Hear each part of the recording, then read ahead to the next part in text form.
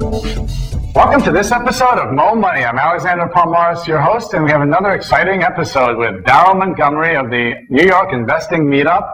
Again, he has about 1,200 members currently, and they're all very interested to hear his unique insights and perspectives on the markets. Today, I'd like to talk about maybe some more positive things we always hear on the news. I mean, there's really no inflation. Everything's perfect. I mean, the stock market's hitting new highs. Everything's perfect, right? Well, we may be in a Goldilocks economy, but the three bears are about to come through the door, Alexander. For instance, if you look at government figures, you'll find, for economic reports, you'll find in many cases that they're mathematically impossible, or they're completely contradictory with other information. And the government inflation figures are a particularly good example of this. It's amazing how they just decide to drop any piece of information that could go to substantiate why we might have inflation. Food's getting really pricey, so let's leave that out. Well, housing is getting too expensive.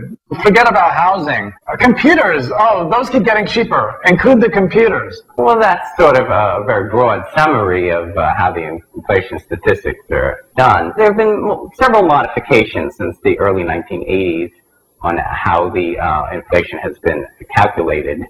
And in each case, those modifications have made inflation lower, not surprisingly. I wonder why they wouldn't make some kind of a correction that could indicate higher inflation. I mean, just to be on the safe side and all. Well, there are many payments in the government that are actually connected to You mean inflation. to the politicians? Oh, I think you're talking about something else. I'm sorry. That's a separate video. If things are indexed to inflation, for instance, it will lower government payments if inflation is lower.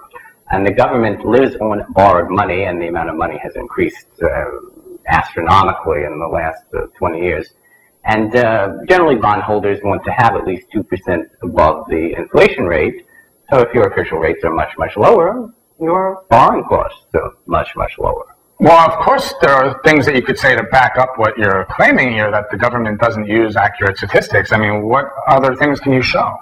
For instance, if you look at housing prices, you'll see that they went up almost 100% since 1997 and 2006, and that's in constant dollars, which means it's been adjusted for inflation, so that you can assume that's 100% above the inflation rate.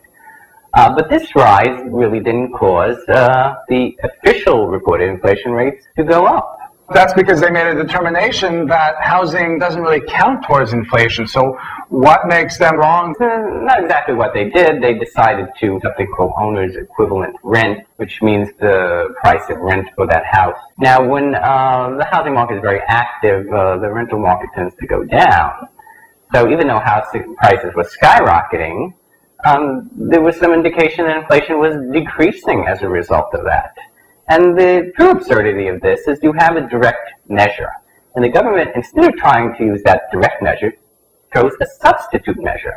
Now, a substitute measure could never be as good as a direct measure. Why would any statistician ever do that? There must be some place we can look at, perhaps on the internet, that could substantiate the reasoning behind using these other figures. Have you come across anything like that? Well, you could go to the government website itself. It would be more useful if you went to a website called shadowstats.com, where they actually take the older methods of determining inflation and recalculate the government's figures, and they find the inflation rate is actually much, much higher than what's being reported.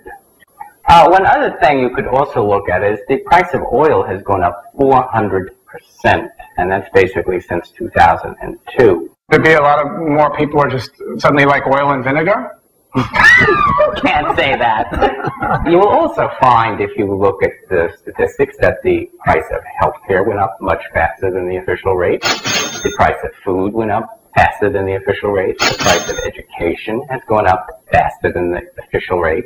In fact, lots of things that people use in their everyday lives that they have gone up faster than the official rate.